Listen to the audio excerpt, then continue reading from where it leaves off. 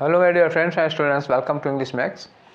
हम लोग SSC CGL में इंग्लिश का प्रीवियस पेपर सॉल्व कर रहे हैं और आज है प्रीवियस पेपर डिस्कशन 28, मतलब 27 डिस्कशन हम लोग कर चुके हैं और इसमें चल रहा है 24 जुलाई 2023 का पेपर और 3 शिफ्ट हम लोग कर चुके हैं। आज करने जा रहे हैं शिफ्ट 4 और शिफ्ट 4 के बाद ये 24 जुलाई का काम खत्म हो जाएगा, फिर बचेगा 25, 26 और 27। ठीक है, तो कुछ पेपर और बचे हुए हैं। धीरे धीरे करके हम लोग देखो ये सीजीएल 2023 भी करीब करीब ख़त्म होने को आ गया है। 2022 का हम ऑलरेडी करा चुके हैं। एमटीएस का है 2022 वाला, सीएचएसएल का है 2022 वाला और स्टेनोग्राफर का है, वो सब बहुत सारे हैं आपके पास। फिर आगे हम और भी शुरू करेंगे, सीपीयू का शुरू कर सकते हैं या सीएचएसएल का। कुछ ग्रामर पे काम करने का और वोकैब पे काम करने का मन है, ये ख़त्म कर लीजिए, इसके बाद मैं उसको शुरू करता हूँ। काम चल रहा है, बना रहा हूँ।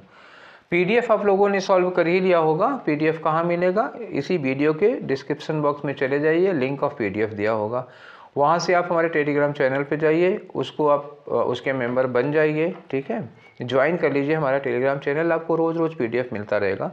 अच्छा, इसके अलावा भी और भी ज़रूरी पीडीएफ काम की चीज़ें उस पर मिलती रहती हैं। जो डिस्कशन नहीं कराते वो भी पीडीएफ उस पर पढ़ता रहता है, तो देख लीजिए आपके काम की चीज़ें। सब एजुकेशन से रिलेटेड है, सब आपके काम से है। कोई बकवास, कोई फालतू चीज़ उस पर डाली नहीं जाती, इतनी फुर्सत भी नहीं है मुझे। तो चलिए शुरू करते हैं आज का डिस्कशन और देखते हैं कि आपके कितने क्वेश्चन गलत हुए हैं और गलत हुए हैं तो क्यों गलत हुए हैं, उनको सॉर्ट आउट कर लेते हैं, प्रॉब्लम आपकी सॉर्ट आउट कर देते हैं। तो स्टार्ट करते हैं। पहला क्वेश्चन आपकी स्क्रीन पर है, देखो लिखा है पास द बक। तो पास द बक का मतलब क्या होता है? मतलब ये होता है कि आप आरोप दूसरे पर टाल दीजिए। ठीक है, हमने आपके ऊपर आरोप लगाया, आपने दूसरे पर लगा दिया, दूसरे ने तीसरे पर लगा दिया, इस तरह से होता है पास द बक। तो देखो लिखा है ट्राइंग टू काम डाउन, ये होगा नहीं। ब्लेमिंग अनदर पर्सन, मतलब दूसरे आदमी के ऊपर आप आरोप लगाते चले जाइए, तो ये होता है पास द बक। ठीक है, चलिए आगे चलें, अगला क्वेश्चन देखें। तो आपका दूसरा वाला क्वेश्चन है। दूसरे क्वेश्चन में क्या कह रहे हैं? ये पोर्शन अंडरलाइन किया गया है, तो अब इसकी बता रहे हैं कि एप्रोप्रिएट मीनिंग लगानी है आपको, मतलब जो वर्ड अंडरलाइन किया गया है उसकी एप्रोप्रिएट मीनिंग यहाँ पर क्या है। तो वी ऑलवेज, ठीक है, we have always been told, हमें हमेशा ये बात बताई गई है। क्या बताया गया है कि retaliation is not the key to resolving problem. तो समस्याओं को रिजॉल्व का मतलब क्या होता है? हल करना, सॉल्व करना। प्रॉब्लम्स को सॉल्व करने के लिए जो मतलब सही तरीका होता है वो हमेशा रिटेलिएशन नहीं होता। तो रिटेलिएशन का मतलब होता है प्रतिक्रिया करना या एक तरह से बदला लेना। ठीक, तो रिटेलिएट करना मतलब क्या होता है? बदला लेना, रिवेंज लेना। ठीक है, तो बदला के लिए यहाँ पे क्या होगा? आउटकम, रिजल्ट होता है, नतीजा होता है, ये नहीं होगा। रिवेंज दिया हुआ है, अब आप ये आंसर ले लीजिए कि बदला हमेशा समस्याओं का समाधान नहीं होता है। ठीक है, तो रिटेलिएशन मतलब रिवेंज हो गया, ये हो गया। अब दूसरा एक वर्ड और ले सकते थे आप, अवेंज ले सकते थे अगर दिया होता तो। ठीक है, रियलाइजेशन नहीं होगा यहाँ पे। पैम्पर का मतलब क्या होता है? देखो, पैम्पर का मतलब होता है किसी को बहुत ज़्यादा लाड़ प्यार करना। आपकी बहन है, आपका भाई है, आपका बेटा है, आपकी बेटी है, जो उसे हम बहुत ज़्यादा लाड़ प्यार करते हैं, बहुत ज़्यादा दुलार करते हैं। कभी कभी होता है इसको सिर चढ़ाने के लिए भी यूज किया जाता है, हम किसी को अपने सिर चढ़ा लेते हैं, तो उसी को पैम्पर कहा जाता है। ठीक है, चलें आगे बढ़ें। अगला क्वेश्चन है आपका क्वेश्चन नंबर 3। थर्ड में क्या है बच्चा? अंडरलाइन पोर्शन है। अंडरलाइन का आपको क्या बताना है? एंटोनिम बताना है। तो my complain is that the gardener dozes off during work, मतलब काम के समय वो झपकी लेता है, इस बात की मेरी शिकायत है। तो कंप्लेन में क्या होता है? आप बुराई निकालते हैं, किसी की शिकायत करते हैं। अब आप वर्ड्स की मीनिंग आ जाओ। एक वर्ड लिखा है डिमर, एक लिखा है कार्प, एक लिखा है चैलेंज, एक लिखा है प्रेज। तो अब बिना चारों वर्ड की मीनिंग के आप समझ जाते हैं कि कंप्लेन करने का मतलब होता है शिकायत करना और प्रेज करने का मतलब होता है किसी की प्रशंसा या तारीफ करना। तो आंसर आपका चौथा वाला हो गया।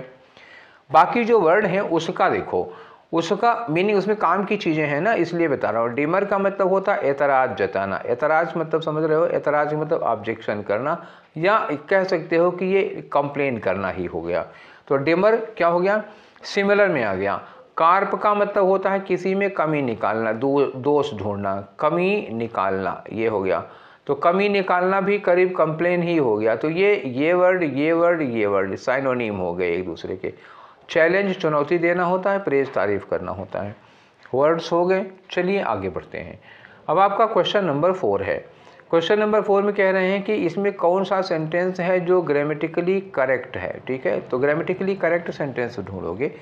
तो इस समय जो 2023 में सीजीएल में जो एक परंपरा रही है, अभी तक में तो फॉलो हुआ है कि जब भी वो करेक्ट ग्रामेटिकल सेंटेंस पूछे हैं तो आर्टिकल की ही मिस्टेक रही है। इसमें देखते हैं शायद वही हो। देखिए लिखा है एन वैरियर, तो वॉरियर मतलब क्या होता है, ये शुरुआत हो रहा है वा साउंड से, तो इसके पहले एन नहीं आ लगना चाहिए था, तो गलत हो गया पहला। दूसरा है the warrior was waiting for a right time to attack an lion, lion में शुरुआत में का साउंड आ रहा है, ला का साउंड आ रहा है, तो एन नहीं लगा सकते हो इसके पहले, ठीक है। यहाँ लिखा है द वॉरियर, वॉरियर के पहले दा लगेगा, ठीक हो जाएगा। The warrior was waiting for the right time, हाँ सही समय का इंतजार करती, ये भी होगा। टू अटैक द लायन, ये भी सही है। हाइडिंग इन द केव, ये भी सही है। तो तीसरा वाला, तो मुझे देखें अब चौथा भी देख लेते हैं, मुझे इसमें एक गड़बड़ी लग रही है। जो राइट टाइम है उसमें कुछ मुझे गड़बड़ लग रहा है, चलो देखते हैं जरा चौथा। इसमें देखें the warrior was waiting for an right time, यार यहाँ राइट टाइम के पहले एन लगा दिया है, तो एन तो नहीं हो पाएगा, फिलहाल चौथा तो नहीं हो पाएगा किसी कीमत पर। चौथे में भी हमको गलती निकल ही आई है, तो अब देखो पहले में गलती निकल गई, दूसरे में गलती निकल गई, एकदम सीधे सीधे गलती है ना। राइट के पहले एन लगा होगा, ये रा से शुरू हो रहा है, तो फिलहाल ये मतलब क्लियर गलत हैं। और जो थर्ड वाला है इसमें कुछ संदेह था मुझे कि राइट टाइम के पहले दा लगना, मतलब आर्टिकल लगना ही नहीं चाहिए वहाँ पे, लेकिन कोई बात नहीं है।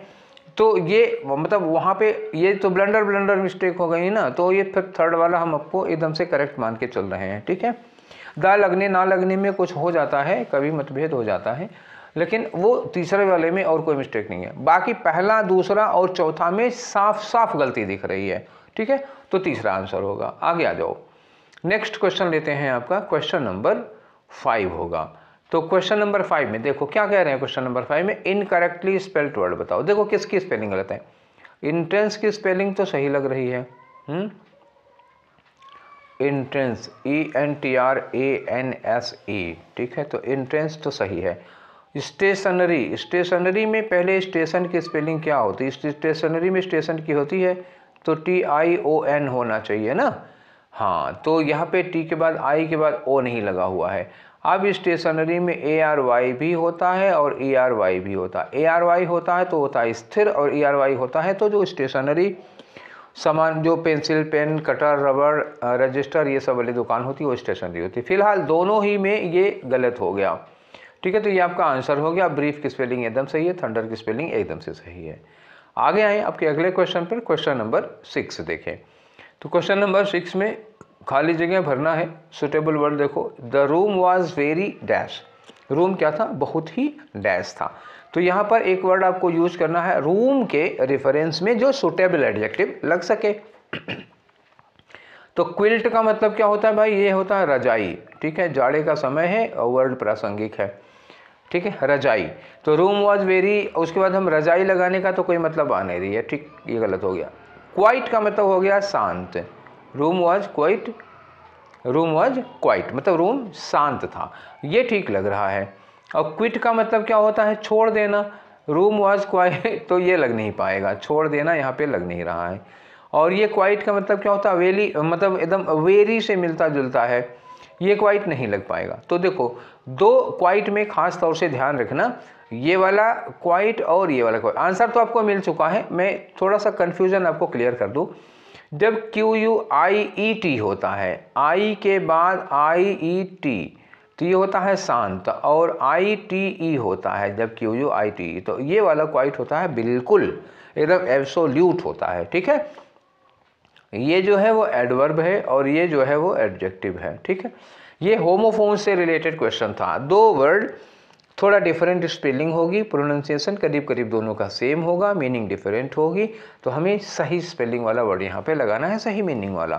तो ये भी एक 2023 में परंपरा चली कि इस तरह के बहुत सारे क्वेश्चन पूछे हैं। आगे बढ़ते हैं हम लोग नेक्स्ट क्वेश्चन में। आपका क्वेश्चन नंबर 7 देखें, ये वन वर्ड सब्स्टिट्यूशन का क्वेश्चन है।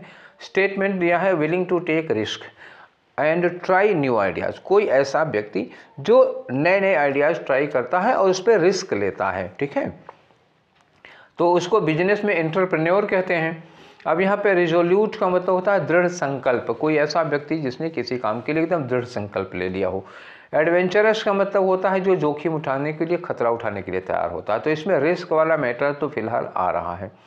मिथिकल का मतलब होता है वो काल्पनिक होती हैं, जो माइथोलॉजी से रिलेटेड होती हैं, जिसकी सत्यता का हमारे पास कोई प्रमाण नहीं होता है, ठीक है। और डिस्परेट का मतलब पूरी तरह से होपलेस होता है। तो डिस्परेट तो यहाँ लगा नहीं पाओगे, होपलेस का यहाँ कोई मतलब नहीं है, तो फिर क्या करोगे, एडवेंचरस ले लो, ठीक है। आगे आ जाओ, आपका क्वेश्चन नंबर 8 है। तो क्वेश्चन नंबर 8 में क्या है, ये भी वन वर्ड सब्स्टिट्यूशन का है। टू मूव, ठीक है, to move or travel back and forth frequently, कभी आगे कभी पीछे, कभी आगे कभी पीछे, कभी आगे कभी पीछे, इस तरह से जब हम लोग यात्रा करते हैं या किसी डिसीजन पर ऐसे होते हैं तो उसको क्या कहते हैं, टू मूव। अब देखो बैक मतलब क्या हो, जैसे हम आगे हो गए, फिर पीछे हो गए, फिर आगे हो गए, फिर पीछे हो गए, तो जल्दी जल्दी में आगे पीछे होना, इसको क्या कहते हैं बताओ, इसको कहते हैं सटल करना, ठीक है। तो ये सटल होता है, ठीक। रप्चर का मतलब क्या होता है, जैसे कहीं मोच आ जाती है, कभी आप चल रहे हैं अचानक पैर मुड़ गया, एड़ी थोड़ी सी क्या होती है उसमें रप्चर आ जाता है, कुछ मसल्स में खिंचाव आ जाता है, या लिगामेंट्स और टेंडन्स टूट जाते हैं, तो वो रप्चर होता है, ठीक है। ब्रेक कह सकते हो, लिगामेंट्स और टेंडन्स टूटते हैं तो रप्चर होगा। फॉस्टर का मतलब होता है जब कोई जैसे बच्चा है, आप उसको ले आते हैं अपने यहाँ, पाल पोस कर बड़ा करते हैं, फॉस्टर होता है, जिसको दत्तक कहते हैं, दत्तक तो गोद ले लिया आपने उसको। ग्रैपल का मतलब होता है जूझना किसी चीज़ से, ठीक है। कोई समस्या है, मान लीजिए गरीबी है, आप गरीबी से जूझ रहे हैं, तो you are grappling with poverty, तो ये जूझना हो जाता है, ठीक है। आगे आते हैं, अब आपका क्वेश्चन नंबर 9 है। तो क्वेश्चन नंबर 9 में देखो, ये अरेंजमेंट का क्वेश्चन है, देखो ABCD दिया हुआ है और इसमें हमें बताना है कि कौन सा सबसे पहले होगा, कौन सा बीच में होगा और कौन सा लास्ट में होगा। तो ये क्रम आप लगाइए, ठीक है। चलिए देखिए क्वेश्चन नंबर 9 में पहले हमें इसको पढ़ना पड़ेगा। दोज वर्सेज, देखो दोज लगा, मैंने कहा था ना दीज दोज दिस दैट पहले नहीं आता, लेकिन देख लेते हैं कि those verses are collectively known as Bhagavad Gita. उन श्लोकों को, मतलब श्लोक ही, अब यहाँ श्लोक ही की बात होगी, वर्ष वैसे कविताओं के लिए लगता है, तो उन श्लोकों को क्या कहा गया, कुल मिला के उनको इकट्ठा कर दिया गया, तो उसको कहा गया भगवद गीता। तो मतलब ये भगवद गीता पर रिलेटेड है। चलिए, हिज हेजिटेशन किसका होगा, यहाँ हेजिटेशन किसको हो रहा है, अर्जुन को हो रहा है। तो his hesitation before the battle against the family became the occasion of his friend and charioteer lord Krishna to deliver a discourse on dharma. ठीक, जो अर्जुन को हेजिटेशन था लड़ाई लड़ने पर, उसने उनके मित्र लॉर्ड कृष्ण को एक मौका देता है कि धर्म पे वो उनको एक लेक्चर डिलीवर करें। ठीक है, आगे लिखा है कि Arjun was one of the Pandavas brothers, Arjun पांडवों में से 5 पांडवों में से एक भाई थे। Who are the heroes of Indian epic Mahabharata. तो ये शुरुआत कर रहा, तो आप सी को क्या मान लेते हैं, पहला ले लेते हैं, घटना की शुरुआत यहाँ है। आगे लिखा he was son of God Indra and was famous for his archery. ये सेंटेंस किसके है, यही अर्जुन के बारे में है, तो ये हम दूसरा सेंटेंस ले लेते हैं। उसके बाद क्या करेंगे, उनका हेजिटेशन था जो युद्ध लड़ने के लिए, तीसरा सेंटेंस हो गया। उसमें भगवान कृष्ण ने उनको कुछ उपदेश दिए थे, उन्हीं का कलेक्शन महाभारत भगवद गीता बन गया। तो ये 4 हो गया। तो पहले क्या करेंगे आप, सी के बाद डी लगाएंगे, डी के बाद बी ए लगाएंगे, तो सी डी बी ए आपका आंसर हो जाएगा। कौन सा हुआ, ये पहला वाला आंसर हो गया सी डी बी ए का। आगे आते हैं, देखते हैं क्वेश्चन नंबर 10 में क्या है। ठीक है, तो ये रहा आपका क्वेश्चन नंबर 10। फिर से अरेंजमेंट का क्वेश्चन है, लेकिन ये बहुत बड़ा अरेंजमेंट है। ठीक है, देखो एक पेज में 2 ही आ रहा है, पढ़ के देखते हैं, यहीं से पढ़ते हुए चलते हैं हम लोग।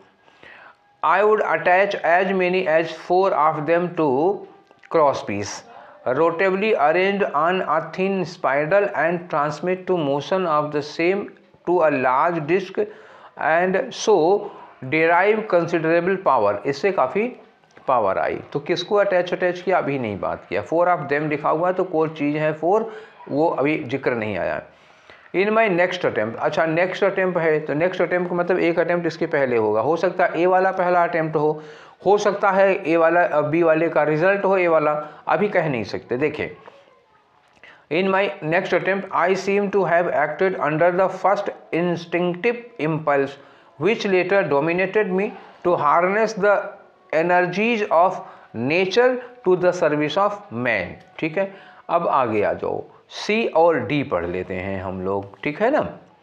तो सी और डी यहाँ लिखा है दीज क्रिएचर्स किसके लिए कहा गया है, अभी ये नहीं मिला हमको, क्रिएचर्स अभी हमको ढूंढना पड़ेगा। These creatures were remarkably efficient, ये जो क्रिएचर्स थे वो काफ़ी इफिशियंट थे, सक्षम थे। For once they were started, एक बार जब वो शुरू हो जाते थे तो they had no sense to stop and continued whirling for hours and hours, वो घंटों तक वर्लिंग करते रहते थे। And the hotter it was the harder they worked, जैसे जैसे गर्मी बढ़ती जाती थी तो उनके लिए काम करना बड़ा कठिन होता जाता था। तो ये किस क्रिएचर्स की बात हो रही है, अभी नहीं मिला। आई लिखो आई डिड दिस, मैंने ये काम किया, कैसे, through the medium of May bugs, किसके ज़रिए, मे बग्स के ज़रिए, और जून बग्स इनको कहा जाता था, as they are called in Africa, Africa में इनको यही कहा जाता। विच वर अ वेरिएबल पेस्ट हैं ये in that country and sometimes broke the branches of trees, कभी कभी ये तो पेड़ की डालों को भी काट डालते थे, तोड़ डालते थे, by the share weight of their bodies, अपने शरीर के भार से, इतना ज़्यादा वो पेड़ों की डाल पे लद जाया करते थे। ठीक है, तो अब इसमें देखिए सबसे पहले सेंटेंस हमको क्या लेना पड़ेगा, तो आई डिड दिस, मैंने ऐसा किया, कैसे किया, अब ये हमको देखना पड़ेगा कि कहाँ मिलेगा। ऊपर वाले में तो ऐसा कुछ मिल नहीं रहा है, वो उन क्रिएचर्स के बारे में बता रहा है। तो अब ये बग्स की बात यहाँ पे हो रही है, डी में आप बग्स की बात कर रहे हो, और ये जो दीज क्रिएचर्स है ये वही बग्स हैं। तो डी के बाद तो सी लगेगा, लेकिन तुरंत लगेगा या बाद में लगेगा अभी हम कह नहीं सकते हैं, अभी हमें स्टार्टिंग ही नहीं मिली है ना, क्योंकि डी में भी लिखा है आई डिड दिस, तो हमें इस दिस क्या किया, इन्होंने क्या शुरू किया, इसकी हमें तलाश है, इसे हमें ढूंढना पड़ेगा ज़रा। ठीक है, तो बी वाले में इन माई नेक्स्ट अटेम्प्ट दिया है, और यहाँ पे 4 ऑफ देम लिखा है, ये भी बग ही हैं, जो देम की बात कर रहे हैं ये भी वही क्रिएचर्स ही हैं। ठीक है, तो हमें इन माई नेक्स्ट अटेम्प्ट से ही शुरू करना पड़ेगा। इन माई नेक्स्ट अटेम्प्ट से हमें स्टार्ट, थोड़ी देर पहले मैंने ही कहा था कि इन माई नेक्स्ट अटेम्प्ट से हम स्टार्ट नहीं करेंगे, क्योंकि हमें फर्स्ट अटेम्प्ट की बात करनी पड़ेगी। पर हमने कहा तो था, लेकिन हमें चारों सेंटेंस में कहीं भी फर्स्ट अटेम्प्ट दिख ही नहीं रहा है। ठीक है, तो जब फर्स्ट अटेम्प्ट दिख ही नहीं रहा है तो पैराग्राफ की स्टार्टिंग ही नेक्स्ट अटेम्प्ट से होगी, क्योंकि फर्स्ट अटेम्प्ट का जिक्र नहीं। तो इन माई नेक्स्ट अटेम्प्ट, पहले अटेम्प्ट में मैंने क्या किया कि मतलब अगले अटेम्प्ट में I seem to have acted under the first instinctive, पहले वाले के अंडर में मैंने काम किया और क्या कोशिश की कि to harness the energies of nature, मैंने नेचर की एनर्जी को हार्नेस करने का, उसको उपयोग करने का फैसला किया। और ये आइडिया मेरे दिमाग में कब आया, ये आइडिया मेरे दिमाग में आया डी वाले में। ठीक है ना, आगे लिखा है कि ये देखो आई डिड दिस, ये काम मतलब नेचर की एनर्जी को हार्नेस किया, किससे, मे बग के जरिए किया ना, ये थ्रू लिखा है, मे बग के जरिए किया। तो आप क्या करो ना कि बी के बाद डी लगा दो। ठीक, डी में जिन मे बग्स की बात हो रही है वही है ना ये दीज क्रिएचर्स, तो अब इसके बाद हम क्या लगा दें, बी के बाद डी हो गया, डी में दीज क्रिएचर्स लिखा है, और ए वाले में भी कुछ लिखा हुआ है, देख लेते हैं। बी डी आप याद रखिएगा ज़रा, बी डी लिखा है, ये में लिखा है कि आई वुड अटैच, ये मतलब जितने हैं उनमें 4 को मैंने एक में स्पेंडल में या इन सब में इनको क्या कर दिया, बांध दिया, अटैच कर दिया। तो इनसे क्या निकल रही है, तो कंसिडरेबल पावर आई, और इसी पावर का ये इस्तेमाल कर रहे हैं सी में। देखो मैं दिखाता हूँ आपको, सी कहाँ है, सी है, देखो इसमें क्या कर रहे हैं कि दीज क्रिएचर्स और रिमार्केबली एफिशिएंट वन, ये इन्होंने ये काम करना इन्होंने शुरू कर दिया था। ठीक है ना,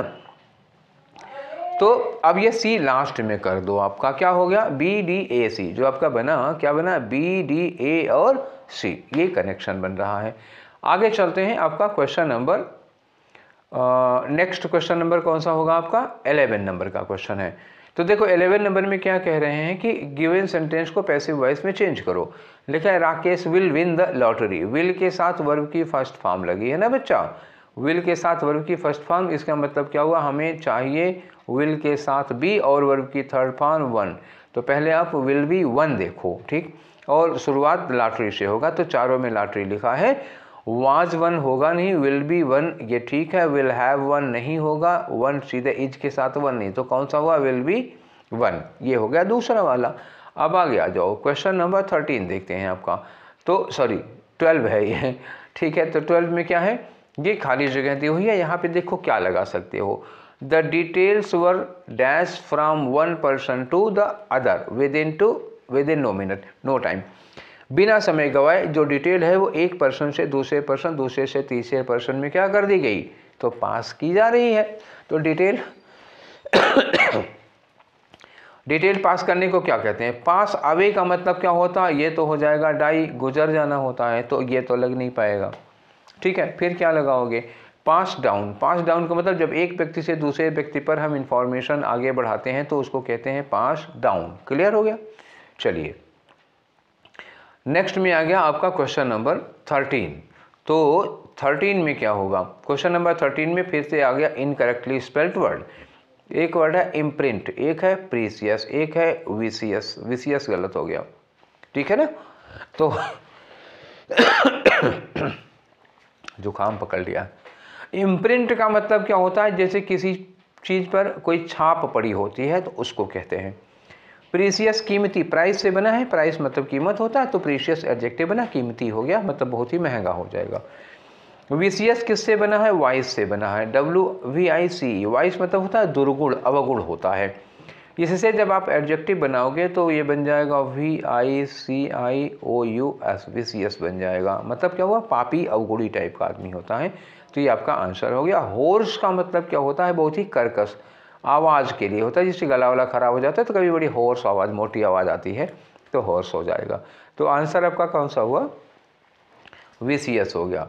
नेक्स्ट में आ जाओ बच्चा, क्वेश्चन नंबर 14 आपका, ठीक है। तो देखो ये आपका रहा क्वेश्चन नंबर 14 में क्या करना है आपको कि पैसिव वॉइस में सेंटेंस को बताना है। तो यहाँ लिखा the authorities denied his simple request. Denied क्या है, वर्ब की सेकेंड फॉर्म बच्चा। तो वर्ब की सेकेंड फॉर्म का मतलब हमें वाज वर्ब के साथ थर्ड फॉर्म लगानी पड़ेगी। तो हिज सिंपल रिक्वेस्ट पहले आएगा, वाज रिक्वेस्ट सिंगुलर है तो वाज डिनाइड। तो आप पहले वाज डिनाइड ढूंढो, चारों में हिज सिंपल रिक्वेस्ट लिखा हुआ है।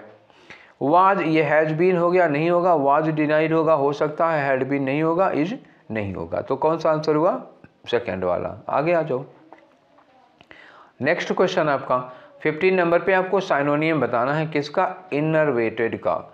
ठीक है, था इनरवेटेड का साइनोनियम क्या होगा। तो आप पहले तो इनरवेटेड का हमको मतलब बताइए क्या होगा, ठीक है ना। तो 15 नंबर पे इनरवेटेड का मतलब क्या होता है, कमज़ोर करना किसी को, क्या करना, किसी को कमज़ोर कर देना। तो पहले पढ़ लो, the hot sun enervated the labourer to the extent that he collapsed.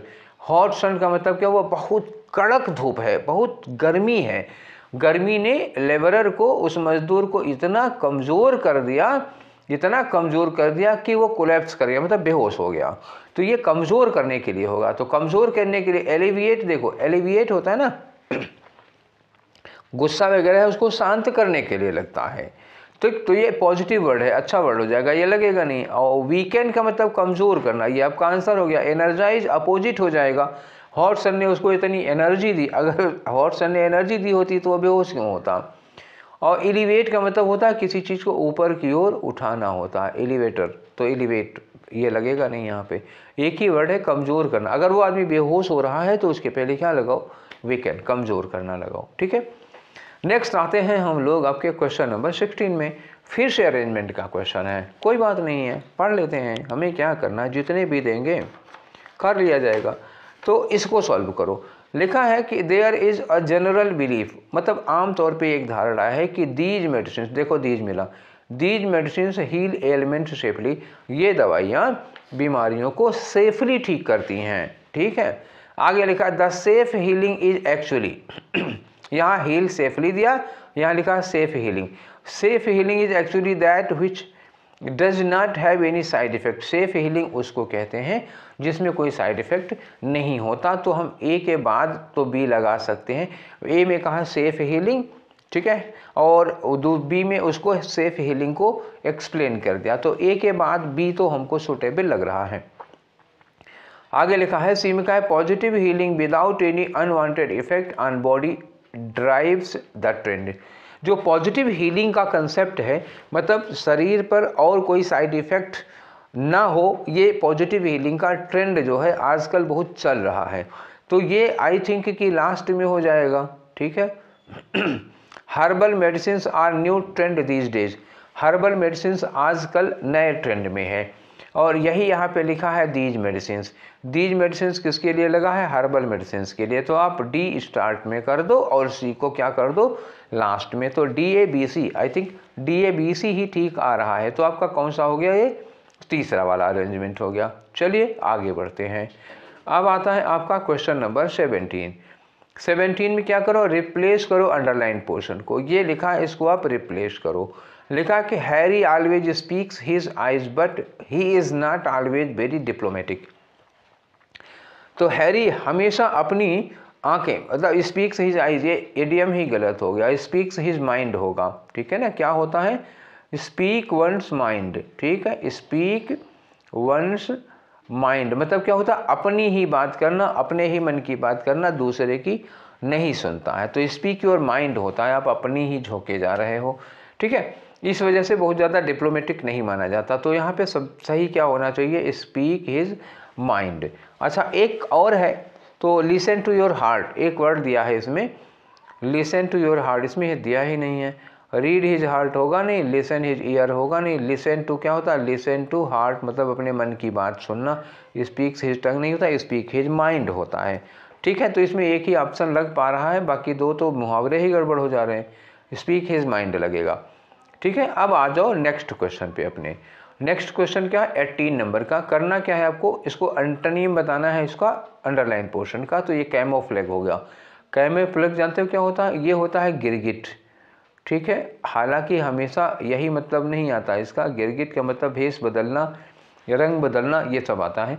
तो लिजार्ड, लिजार्ड का मतलब क्या हुआ? वही वाला गिरगिट। ये लिजार्ड फैमिली के होते हैं ना, छिपकली परिवार के। तो लिजार्ड्स लाइट ब्राउन स्किन, जो लिजार्ड की लाइट ब्राउन स्किन है वो ऐसे काम करती है जैसे कैमोफ्लेग। कैमोफ्लेग मतलब वही होता है, भेष बदलना। इन डेजर्ट सैंड, डेजर्ट जो लेजर्ड का स्किन, जो उसकी स्किन का कलर है ब्राउन कलर है। ठीक है, तो लाइट ब्राउन कलर उसकी स्किन का है, तो वो उसको डेजर्ट में छुपने के लिए कैमोफ्लेग का काम करता है। ठीक है ना? तो कैमोफ्लेग का मतलब क्या हुआ? वही छुपने के लिए जो काम करता है। तो यहाँ छिपने के लिए वर्ड लगा है। छिपने के लिए तो वैनिश का मतलब होता है अदृश्य हो जाना, गायब हो जाना। तो ये छिपने में साइनोनिम का काम हो जाएगा। रिवील का मतलब होता है डिस्क्लोज हो जाना, जो आप छुपे हैं वो खुल जाए आपका। तो एंटोनिम तो यही हो गया, रिवील वाला हो गया। क्लॉथड का मतलब होगा छुपा लिया, ढक लिया, ये भी नहीं होगा। मास्क का मतलब होता है ढक लेना, छुपा लेना, ये भी नहीं होगा। तो 18 में वही दूसरा वाला ही हो पाएगा, वही ओपन कर रहा है, खोल रहा है। ठीक है, नेक्स्ट क्वेश्चन में आ जाओ भाई।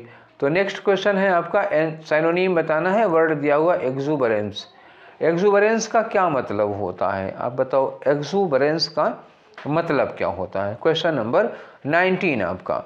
तो क्वेश्चन नंबर 19 में देखो, एक्सुबरेंस का जो साइनोनिम होगा वो होता है वाइब्रेंसी। ठीक है ना? एक्सुबरेंस क्या होता है? अधिकता किसी। एक्सुबरेंट क्या होता है? एक्सॉर्बिटेंट, एक्सुबरेंट मतलब कोई चीज़ आपके पास बहुत ज़्यादा अधिक मात्रा में है। अबंडेंस कह सकते हो, ये क्या हो गया? अबंडेंस। या प्लेथोरा कह सकते हो, किसी चीज़ की बहुत ज़्यादा अधिकता हो जाती है, तो उसको आप क्या कहोगे? वाइब्रेंस कहोगे। साइनोनिम यही है इसका। ठीक है, आगे वर्ड जो लिखा इम्पार्शियलिटी मतलब बिना भेदभाव के, आप कोई भेदभाव नहीं करते। लेजीनेस हो जाएगा आलस्य, और सिंपैथी होगी सहानुभूति। तो इनका तो कोई लेना देना ही नहीं है फिलहाल। ठीक, नेक्स्ट में आ जाओ। आपका क्वेश्चन नंबर 20 देखते हैं हम लोग। ठीक है, तो 20 में क्या है?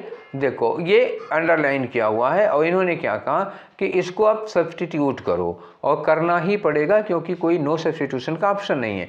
तो जो अंडरलाइन किया है वो गलत है, उसको ठीक करो। You can always dependent on me. ठीक है ना? तो यू कैन ऑलवेज डिपेंडेंट, अब देखो कैन लगा है ना बेटा, तो कैन के बाद आप क्या लगाओगे? वर्ब की फर्स्ट फॉर्म लगाओगे ना। कैन के बाद आप एडजेक्टिव तो नहीं लगाओगे कि डिपेंडेंट एडजेक्टिव है। You will have to use verb, first form of verb after any modal verb. Can not be followed by an adjective. Can के साथ या तो be लगाओ, you cannot be dependent ये लगाओ तो ठीक हो सकता है, या you can be dependent ये भी हो सकता है। अगर be नहीं लगा तो you can depend होगा।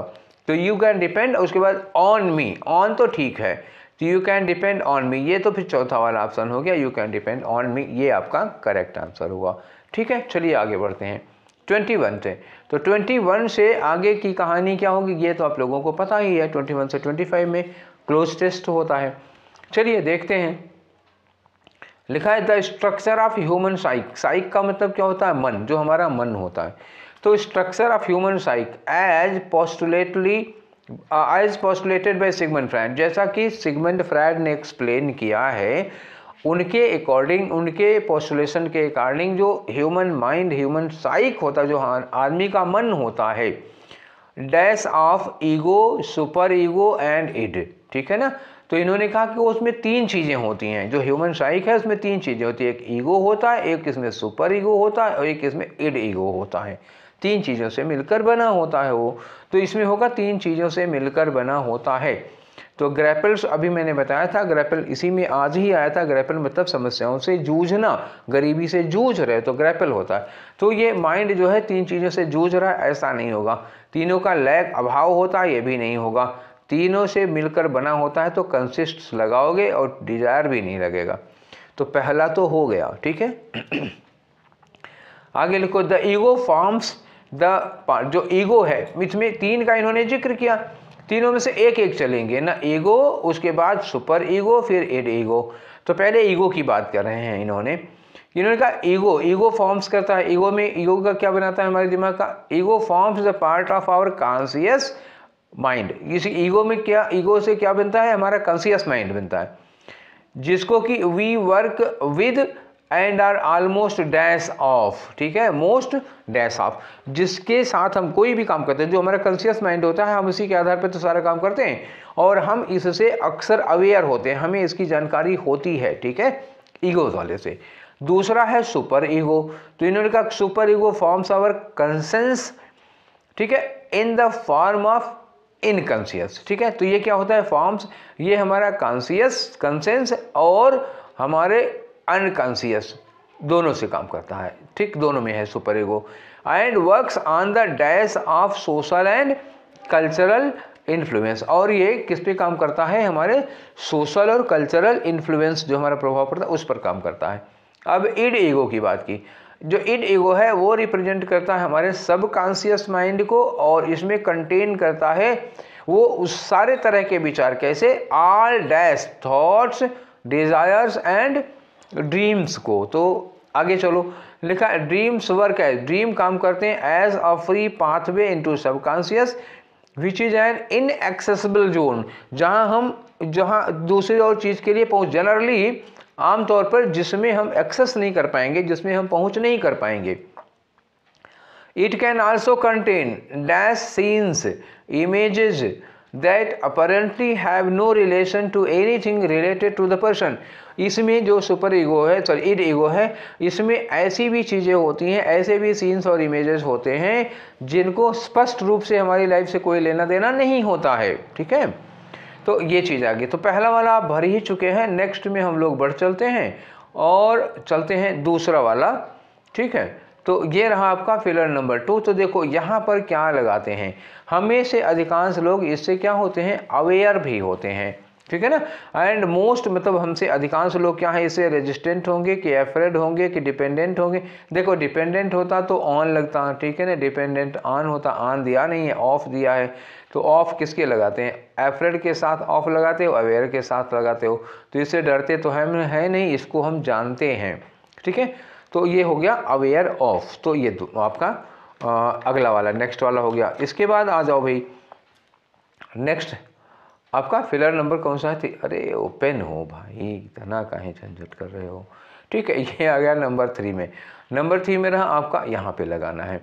तो किसकी बात हो रही है? सुपर ईगो की बात। Super ego forms our conscience in the form of unconscious, ठीक है, अनकॉन्शियस के फॉर्म में हमारा कंसेंस बनता है। उसके बाद लिखा है works on the dash of social and cultural influences, और किस पे काम करता है? On the dash of social and cultural influences, on the dash of, on the basis of, हाँ ठीक तो लग रहा है, on the understanding of, on the counter of, on the love of, नहीं, ऑन द बेसिस ऑफ, इसके आधार पर काम करता है, हमारे सोशल और कल्चरल इन्फ्लुएंस के आधार पर काम करता है। तो ऑन द बेसिस ऑफ लगाओगे, ये ज़्यादा सूटेबल है, ठीक, बाकी चारों में से। तो अब चौथे वाले में आ जाओ बच्चा लोग। तो चौथे में हम लोग पहुंच रहे हैं, हमारा फिलर है 4th नंबर का, यहाँ लगाओगे। यहाँ लिखा है कि जो हमारा इड है वो रिप्रेजेंट करता है हमारे सबकॉन्शियस को, which contains all dash thoughts, desires and dreams. तो कैसे विचारों को, कैसे डिजायर्स और कैसे ड्रीम्स को ये वो कंसिस्ट करता है। सैंक्शनड जो इच्छाएं हमने पारित कर दी थी, सैंक्शन कर दी थी उनको, या हमारी हेवी इच्छाओं को, या लीगल इच्छाओं को, या रिप्रेस्ड मतलब वो इच्छाएं जो आपने दबा रखी हैं। तो जो हमारा ईड है, ईड ईगो जो होता है वो एक्चुअली हमारी दबी हुई इच्छाएं, दबी हुई कुचली हुई वो इच्छाएं जो लोगों ने मना कर नहीं है, गलत है, या लोग क्या कहेंगे, ये जो दबी हुई इच्छाएं हैं उनको रिप्रेजेंट करता है हमारा ईड ईगो। तो ये हम क्या लगाएंगे इसमें, रिप्रेस्ड लगाएंगे, हमारे जो रिप्रेस्ड विचार होते हैं उनको। ठीक है, तो नीचे आगे आ जाओ, आपका आखिरी वाला है फिलर नंबर 5। देखो यहाँ पे क्या करते हैं, कंटेन करता है, क्या कंटेन करता है बताओ जरा। अब it can also contain dash scenes या इमेजेस जिनका हमारे लाइफ से कोई रिलेशन, सीधा रिलेशन नहीं होता। तो पैरेलल सीन्स या इमेजेस ना, विजारे का मतलब क्या होता है, स्ट्रेंज होता है, विचित्र होता है, अजीब, अपरिचित, अनजाने से होते हैं, विचित्र हो जाता है। ठीक है, कंस्ट्रिक्टेड नहीं होगा और ना ही कंकरेंट होगा, बल्कि क्या होगा, विजारे सीन्स मतलब एक अजीबोगरीब, जो जैसे कभी कभी हमारे दिमाग में या सपनों में ऐसे ऐसे सीन नहीं आते हैं जिसको हमने कभी ना देखा है ना सुना है, वो भी इमेजेस बनते, तो वो सब सबकॉन्शियस या ईड का काम होता है। जो इच्छाएं दबी कुचली रह गई हैं, जो इच्छाएं आपकी दब गई हैं, वो बाद में सपनों में दिखती हैं, तो ये विजारे सीन्स एंड विजारे इमेजेस होंगी जो विचित्र और मतलब अनफेमिलियर, अननोन सी होती हैं। ठीक है, तो ये हम लोग 25 क्वेश्चन कर डालें। किसका क्वेश्चन कर डालें, आज 24 जुलाई भी हमारा ख़त्म हो गया। 24 जुलाई के चारों सेट हम लोग लगा चुके हैं। सेट नंबर क्या होगा, ये 28 होगा। क्लियर। अब हम आते हैं उसके बाद 25 जुलाई का शुरू करेंगे कल से। ठीक है, तो आज का सेशन यहीं पर वाइंड अप करते हैं और आप लोगों के लिए बहुत सारी ढेर सारी शुभकामनाएं। परीक्षा नज़दीक धीरे धीरे आती जा रही है, तो लेकिन टाइम अभी काफ़ी है, बस उसको बहुत ज़्यादा समय मान करके मत चलिएगा, जुटे रहिए अभी से, कंटिन्यूटी टूटने ना पाए, लगातार लगे रहिए। ये साल मतलब ये साल का अब तो बीत रहा है, अगला साल आपका होगा। ठीक है, तो फिर मिलेंगे हम लोग कल वाले सेशन में इसी समय पर। Till then take care, thank you.